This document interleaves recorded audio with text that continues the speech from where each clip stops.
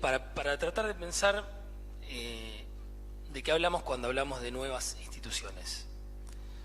Y lo que me propuse es presentar la complejidad de un problema, es decir, con algunos ejemplos, pero fundamentalmente con algunas, diría, pistas teóricas y que son también inmediatamente prácticas si las pensamos en profundidad. Y el modo, digamos, que me propuse para presentar la complejidad del problema de las instituciones y de las nuevas instituciones es el modo de la paradoja. Entonces pensé 10 paradojas para pensar las nuevas instituciones.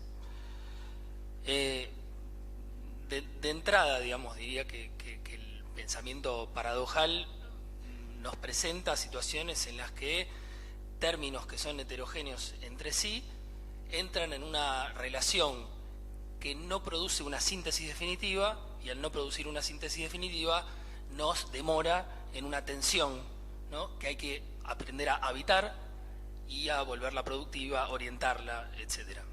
Entonces digamos, la modalidad paradojal me parece que es central para pensar la institucionalidad, porque las instituciones son en sí mismas también paradojales. Tal vez para pensar nuevas instituciones habría que volver a pensar de qué está hecha la institucionalidad o de qué hablamos cuando hablamos de instituciones, es decir, un anacronismo para pensar nueva institucionalidad, porque cuando utilizo este término de nuevo o de nueva, no se trata de un término cronológico, digamos, ¿no?, sino de la capacidad que un momento tiene, ¿no?, para inventar algo que no había, digamos. Y ocurre que en la historia, y acá Dora es historiadora, hay situaciones novedosas que ocurren en un tiempo en el que no se inscriben, ¿no?, en el que no producen efectos y pueden ser recuperadas, retomadas, ¿no?, sin perder su viso de novedad. Agrego un matiz partiendo entonces de la primera paradoja, un matiz a lo que planteó Dora refiriéndose a los orígenes del Estado moderno, porque cuando nosotras y nosotros hablamos de instituciones modernas. Esa es la matriz, digamos, ¿no?, con la que además fuimos formadas y formados. Entonces agrego una dimensión a la cuestión de clase que planteó Dora, que me parece que es central, digamos, ¿no?, que diría la doble fuente de la institucionalidad moderna, que tiene que ver con el surgimiento del Estado moderno, el siglo XVII, el pensamiento de Hobbes, es decir, bueno, una cantidad de cuestiones. Una doble fuente, negativa por un lado, en el sentido de el Estado es pensado como una instancia tercera ante la peligrosidad de la especie para sí misma, ¿no?, es decir, una antropología negativa, diría, es decir, el bicho humano pensado como alguien peligroso para sí mismo, y en ese sentido la creación de una instancia que para Hobbes supone un pasaje de lo que llama estado de naturaleza a estado civil, digamos, ¿no? Ese estado civil es un estado normativo donde esa instancia tercera o esa instancia que decide sobre el uso de la violencia y que pide la deposición de una parte de la libertad para, bueno, hay un discurso liberal incluso al respecto de eso, ¿no?, es decir, cómo conseguir seguridad. Bueno, también hay una fuente positiva, digamos, de las instituciones modernas que tiene que ver con producir un tipo de sujeto. Es decir, ese tipo de sujeto es el ciudadano, ¿no?, el ciudadano varón, además, ¿no?, es el ciudadano, es el sujeto capaz de reproducir las condiciones que hacen posible que funcionen las instituciones modernas. Y ese sujeto no se forma por un panfleto, digamos, se forma por la constitución de hábitos, ¿no?, por el tránsito en instituciones, ¿no?, la escuela. Bueno, ahí Dora se mencionó la escuela, ¿no?, uno de los logros liberales, de los pocos liberales que hubo en nuestro país, ¿no? Alberdi ya se sonrojaba cuando alguien quería llamar a Roca liberal, digamos, ¿no? Porque, digo, acá se confunde oligarca con liberal, pero, digo, uno de esos logros del liberalismo argentino que pudo ser la escuela pública, al mismo tiempo también tenía un fuerte componente disciplinador, digamos, digamos, ¿no? Es decir, productor de un tipo de sujeto que también iba a obedecer normas en otros lugares, en lugares de trabajo, etcétera, ¿no? Entonces hay una matriz ahí, digamos, de la institucionalidad moderna fuertemente atravesada por la condición de clase, como dijo Dora, digamos. Entonces le incorporé esta cuestión. Ahora, hay un pensador italiano, un compañero o camarada, depende de dónde se lo mire, que se llama Paolo Virno, que ha venido a la Argentina más de una vez, con el que hay un vínculo y con Red Editorial estamos ahí publicando su primer libro, en tiempos en los que salía de la prisión como preso político, digamos, en Italia, en los 80,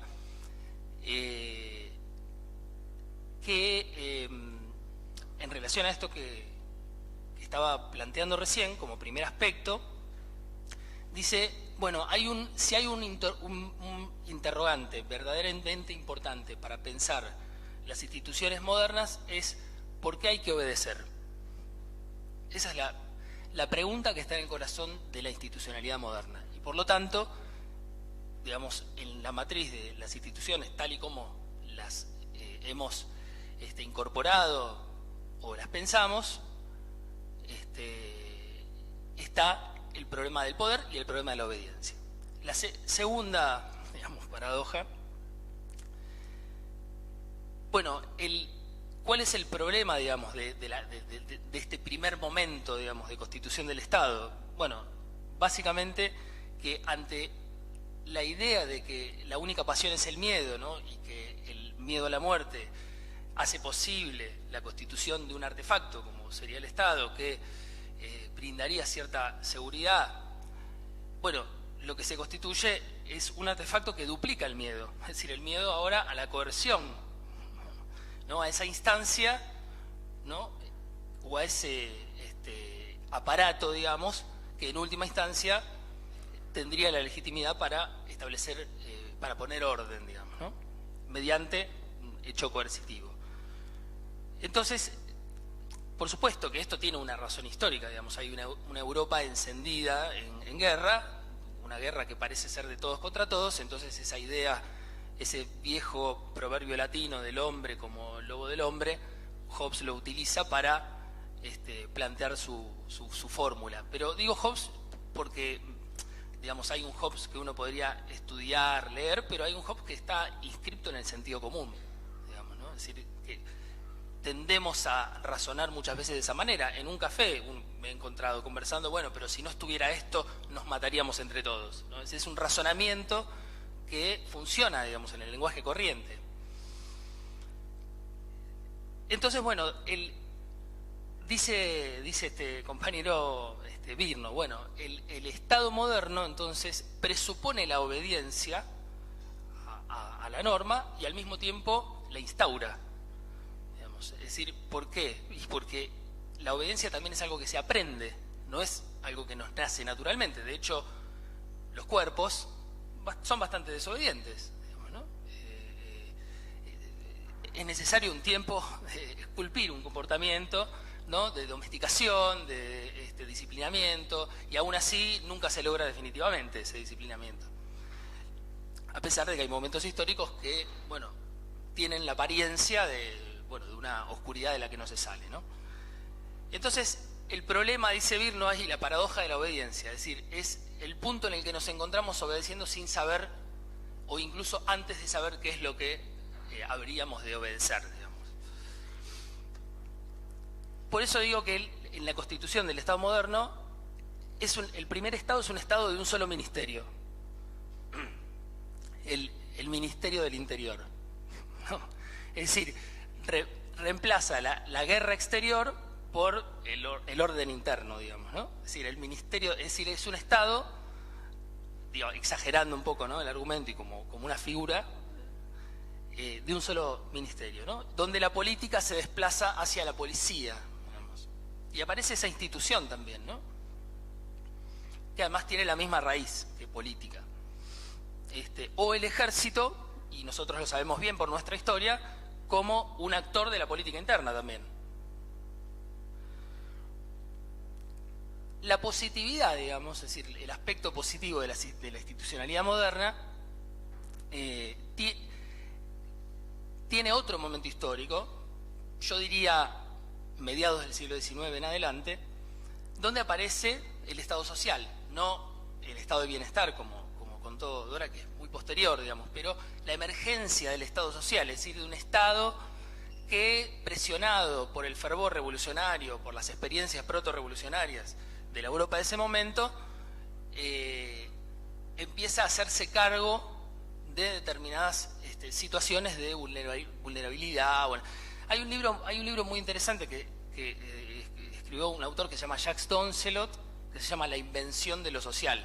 Porque vieron que cuando alguien le pregunta a otra persona a qué se dedica y esa persona contesta a lo social, y uno presume que se trata de algo bueno, digamos, ¿no? Pero, bueno, eso tiene un sentido y tiene también un momento de gestación histórica que, bueno, ese es el surgimiento de este otro ministerio, diría, el Ministerio de Desarrollo Social. Es decir, hasta ahí tenemos un estado de dos ministerios, digamos. No, por supuesto que esto no es literal, ¿no? Y después también, por supuesto, que hay al mismo tiempo prácticas e ideas que son el antecedente de ese ministerio, ¿no? Que tienen que ver desde la caridad religiosa y la tradición de la Cáritas hasta la filantropía, bueno, etcétera. Si yo tuviera que, entonces, la paradoja de la obediencia, la paradoja de la desobediencia, digamos ahora, es decir, si nos preguntamos qué pasa con la obediencia, el siguiente paso sería preguntarse qué pasa con la desobediencia. Y ahí hay también otra historia interesante, que es la historia de lo que llamaría instituciones irregulares, y que nos dan ya un poco alguna pista más para construir una imagen de nueva institución. Porque el desafío que tenemos cuando hablamos de nuevas instituciones es, por un lado, poder relevar experiencias existentes. Por ejemplo, digo, Dora preside la Comisión Provincial por la Memoria, digamos, ¿no? Es decir, uno podría entenderla, digamos, como, de alguna manera, como un tipo de institucionalidad, ¿no? Novedosa, que tiene su surgimiento concreto histórico, etcétera, y que no necesariamente está vinculada a la historia del Estado moderno, sino que aparece como, bueno, ahora vamos a ver. Entonces digo, por un lado, uno podría relevar experiencias existentes, experiencias que podríamos considerar híbridas, pero al mismo tiempo necesitamos construir las herramientas para poder imaginar esas nuevas instituciones, que después voy a llamar nuevas instituciones del común, o del protagonismo social. Entonces el tercer punto es el problema de la desobediencia, digamos, ¿no? Estas instituciones irregulares tienen una historia que nos llevaría también, digamos, a un tiempo más, con figuras como la de la Liga o las bandas. Por ejemplo, Hobsbawm hizo la historia del bandidaje, de las bandas, de las mafias, o pequeñas organizaciones, cofradías laicas, logias. Uno puede pensar distintos modos de organización que podrían considerarse protoinstituciones no estatales, o que de algún modo no replican la matriz del Estado moderno, digamos, ¿no? Entonces hay una historia también ahí, y la pregunta, digamos, que uno podría hacerle a esa historia de esas instituciones irregulares, es decir, instituciones que no funcionan según la idea de una instancia tercera que garantiza el orden, ¿no? O una última instancia. Bueno, si de algún modo reponen la justicia de decidir por cuenta propia, incluso contra la autoridad del Estado cuando corresponda, o si se trata de formatos autistas, digamos, ¿no? Que se alejan de, para usar un concepto rusoniano, de la voluntad general. Es decir, que ahí hay de vuelta, una tensión entre esos dos polos, digamos, para poder pensar esas primeras experiencias en la modernidad de instituciones llamadas irregulares. Cuarto punto, o cuarta paradoja. Nosotros publicamos, perdón que haga, porque aparte de todo esto, yo soy como un vendedor de libros de Bondi, digamos, ¿no? Todo el tiempo los libros que publicamos los vendo, digamos, pero porque en realidad regalo mucho libro, más que venderlo, pero porque bueno, es una pasión. Un libro que publicamos con la curaduría y con el acompañamiento del compañero Horacio Tarcus fue el primer libro de Trotsky, que fue un libro que escribió en 1904 y que le pusimos maliciosamente, le cambiamos el título al libro porque hay más de un título de ese libro, son esos títulos largos, le pusimos Contra Lenin, digamos, donde Trotsky se anticipa un poco de alguna manera a los problemas que tuvo la revolución bolchevique, preguntándose si lo que se llamaba dictadura del proletariado iba a terminar siendo una dictadura sobre el proletariado. Trotsky contra Lenin. También podría uno preguntarse si la relación entre intelectualidad orgánica de masas o cuadros intelectuales del partido es una relación donde también se produce, digamos, ese mismo tipo de interrogante. Y ahí eso lo llamaría Gramsci contra Togliatti, bueno, etcétera, ¿no? Pero digo, bueno, el comunismo abrió ahí, digamos, una alternativa, la única alternativa conocida, desarrollada y trágica al mismo tiempo, al régimen de producción capitalista, ya que cuando hablamos de instituciones modernas hablamos de instituciones bajo el régimen de la forma Estado y bajo el régimen de producción capitalista. Bueno, ahí apareció, digamos, otra posibilidad. Como me propusieron el redondeo y yo recién estaba empezando, lo que voy a decir ahora, digamos, porque esto realmente es pensado para un seminario, digamos, y hay un texto también que en 15 días podría poner a circular sobre todo esto, explicando cada punto. Pero otro de los ejemplos que quería rescatar de esa experiencia comunista que no fue, es la de los consejos de fábrica. Los consejos de fábrica también fueron una nueva institución, es decir, que no eran sindicales, no eran partidarios, que de hecho formaban parte trabajadoras y trabajadores que no estaban sindicalizados o que no formaban parte de un partido, y que constituyeron una experiencia de democracia obrera, ¿no? Donde ya no se discutía solamente la apropiación de los medios de producción, sino también de los medios de decisión. En definitiva, hoy, digamos, no hay nueva institución posible que no piense estos dos puntos, medios de producción y medios de decisión. Y de hecho, la formación permanente que planteaban los consejos de fábrica, nacidos en 1919, en el 18 con las primeras comisiones internas y después en el 19 en Torino, en Italia, es una formación para la gestión concreta de los medios de producción y para el autogobierno. Esos son los dos modos de formación que plantean los consejos. Y Gramsci fue, en ese sentido, un militante de los consejos, a pesar de que tenía diferencias con el ala más anarquista, digamos, ¿no? Bueno, voy a nombrar entonces solamente los otros puntos para que queden nombrados, aunque sea, porque si no voy a llegar a desarrollarlos. Otro de las grandes paradojas que tenemos cuando pensamos en institucionalidad es la relación entre regla y regularidad, entre norma y costumbre, digamos, donde hay una tensión muy fuerte porque el ideal de Estado civil es el ideal de la aplicación absoluta de las normas, digamos, ¿no? Y por lo tanto, digamos, un forzamiento, ¿no? Que pretende clausurar lo que en realidad es algo fundamental de nuestra especie, que somos un animal abierto al mundo, es decir, un animal que no coincide consigo mismo, inconcluso. Entonces el cierre, la clausura, bueno, produce consecuencias peores. No diría retorno de lo reprimido, digamos, pero más o menos. Y la regularidad de unas prácticas, ¿no? Los intersticios incluso dentro de una institución, las pasiones que están acunadas en una tradición, transcurren en otro plano que llamamos de hecho. Entonces, esa relación entre lo que llamamos de derecho y lo que llamamos de hecho es uno de los, como diría, uno de las paradojas que están en el corazón de un pensamiento de las nuevas instituciones. Bueno, ahí había todo un desarrollo en relación a eso, a esa tensión, pero digo, es una tensión que no se puede cerrar. Por eso la forma paradojal nos permite no cerrar,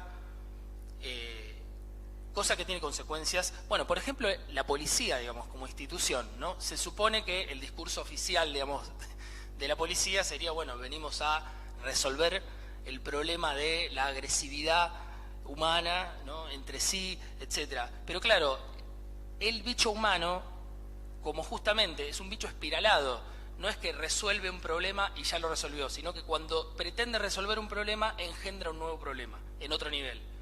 Es decir, una recursividad que está en el corazón de toda institución, que cuando parece que resolvimos un problema, engendramos un nuevo problema. A veces peor, a veces más triste y más terrible que el problema que pretendíamos conjurar.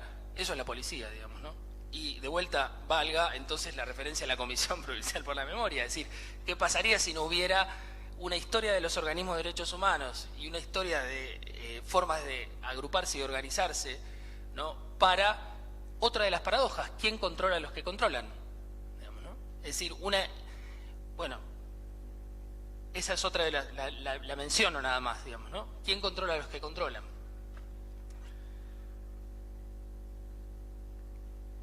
El paso siguiente iba a ser plantear el momento en el que aparece el tercer ministerio del Estado. De vuelta jugando un poco con una licencia, que es el Ministerio de Economía, digamos, ¿no? Es decir, que aparece el momento histórico que señaló antes Dora, digamos, ¿no?, que es el momento donde liberalismo, marxismo, desarrollismo dan una discusión en el marco de la emergencia del estado de bienestar, ¿no?, cuando los neoliberales pierden la discusión, porque los neoliberales teóricos nacen, ¿no?, en la década del 30, bueno, pierden la discusión. Pero yo creo que el Estado, es decir, el Ministerio de Economía se termina de imponer con la importancia que tiene hoy, con la emergencia triunfal, digamos, del neoliberalismo, consenso de Washington, etcétera. Entonces se economiza, ¿no?, se vuelve economicista la discusión política. Entonces la racionalidad económica invade zonas de la vida que no eran pensadas en términos económicos. Incluso las relaciones amorosas se piensan como una inversión, digamos, ¿no? Es decir, el lenguaje, la gramática económica inunda un montón de dimensiones de la vida. Entonces ahí, digo, el Ministerio de Economía aparece también con una relevancia, con una relevancia que no tenía. Y en Argentina en particular esto tiene que ver con la historia del neoliberalismo, con el desguace del Estado, pero también con algo que un historiador argentino y una investigadora argentina, Ignacio Leucovich y Cristina Corea, marcaron como el agotamiento de la capacidad del Estado moderno de producir un tipo de sujeto capaz de reproducirlo, es decir, de producir sentido. Y el sentido empieza a producirse en otros lados, digamos, ¿no? Entonces, la otra pregunta es cómo se habita y cómo, de alguna manera, se resignifica el Estado realmente existente. Es decir, un análisis material, concreto, de el Estado realmente existente. ¿Qué Estado es este? ¿Qué puede el Estado realmente existente? Y de vuelta, la idea de nueva institucionalidad también acá juega un rol importante. ¿Por qué? Porque es cierto que hay una tradición más anarquista, si se quiere, muy antiestatal, pero incluso había un anarquista guarino italiano que decía que los consejos obreros eran exquisitamente antiestatales, ¿no? Pero claro, bueno, el Estado entendido como un aparato represivo, como un aparato ideológico, pero el Estado fue también el escenario de una serie de contiendas, digamos, ¿no?, de apropiación popular, etcétera. Entonces, en realidad, el gran problema de las nuevas instituciones hoy es básicamente la necesidad que tenemos de instancias de autoorganización, de autogobierno, que de alguna manera se articulen y que coexistan con el Estado realmente existente. Es decir, y que lo fortalezcan no a la manera en que el Estado tradicionalmente pensó fortalecerse, sino que lo fortalezcan incluso yendo más allá. Es decir, la gran paradoja, digamos, en el fondo de todas las paradojas, es que tal vez el desafío que tenemos para pensar el Estado que necesitamos es pensar lo común más allá del Estado, aceptando los límites existentes por una serie de cuestiones históricas que, bueno, que podríamos discutir mucho más, y de hecho la idea mía es poder hacerlo, tener un momento, o convocar en otro momento para poder discutirlo más seriamente, digamos, Digo, para no quedarse en un giro nostálgico, y básicamente yo creo que no hay nueva institución del común, ni de alguna manera apuestas como la que planteaba Cachorro al comienzo, sin un pensamiento materialista, ¿no? Es decir, que entienda las relaciones materiales concretas con actores concretos y alcances reales, digamos, ¿no? Entonces ahí me parece que yo planteo una pregunta que es esa, digamos. No hay nueva institución que no sea una institución del común. Y a veces el Estado funciona como una especie de impostación del común o de mistificación o de reducción del común, y en realidad lo común, digamos, es decir, lo común hoy, primero que es algo que hay que dejar vacante, no hay que nombrarlo, no hay que decirlo común está acá, ¿no? Pero piensen que dentro de los ejemplos que yo iba a poner estaba la renta básica, que hoy está, digamos, en la agenda, ¿no? Uno de los ejemplos era las Madres de Plaza de Mayo como nueva institución, digamos, ¿no? Como una forma de construcción de una legitimidad irrepresentable, que no le debe nada a nadie, que es donada para el conjunto. Bueno, la otra era la renta básica, pensarla como institución, como nueva institución, es decir, no como parte del Ministerio de Desarrollo Social, es decir, no como una forma de asistencia más, sino como una gestión autónoma por parte de los protagonistas que pusiera en discusión básicamente justamente el problema del común. Hoy la economía se vuelve cada vez más rentística, no solamente por el aprovechamiento de los bienes comunes, de la tierra, los recursos, sino por básicamente la obtención de ganancias de todo lo que estamos todo el tiempo produciendo como lenguaje, produciendo en las redes, produciendo, bueno, vaya si la pandemia nos mostró eso, digamos, ¿no? Estamos todo el tiempo produciendo, es decir que esta especie de disponibilidad total, que de alguna manera en las luchas feministas, en eso también nos enseñaron algo desde hace mucho tiempo, que es la idea de que hay un trabajo social no reconocido. Bueno, ese trabajo social no reconocido que el feminismo logró señalar para las tareas feminizadas, etcétera, hoy está extendido al conjunto de la sociedad. Y sobre eso se obtiene renta. Entonces, la renta básica también es una forma de disputar la renta, es decir, de disputar en términos de renta, de disputar no solamente el trabajo, sino el no trabajo, porque el rentista es alguien que no trabaja, básicamente por definición. Bueno, nosotras y nosotros también tenemos derecho, así como en la ley muy bien se escribe derecho a la desconexión, derecho al no trabajo también. Digo, es decir, esto podría ser entendido como una barbaridad, digamos, ¿no? Dicho así, en un sindicato y una central sindical, pero, digamos, por supuesto que partiendo de la idea de que la lucha por generar condiciones para que la actividad humana pueda producir su propia dignidad, etcétera, etcétera, también el derecho a lo que Marx llamaba el trabajo del espíritu, que era, bueno, fuera de la jornada de trabajo, ¿no? Fuera del trabajo explotado, del trabajo... Bueno, eso también forma parte de una disputa. Yo dudo que esa disputa se pueda dar en los términos de un Ministerio de Desarrollo Social, digamos. Por más que, por supuesto, que sería deseable de todos modos que así suceda, ¿no? Pero bueno, había más cosas, pero me quedo acá porque ya me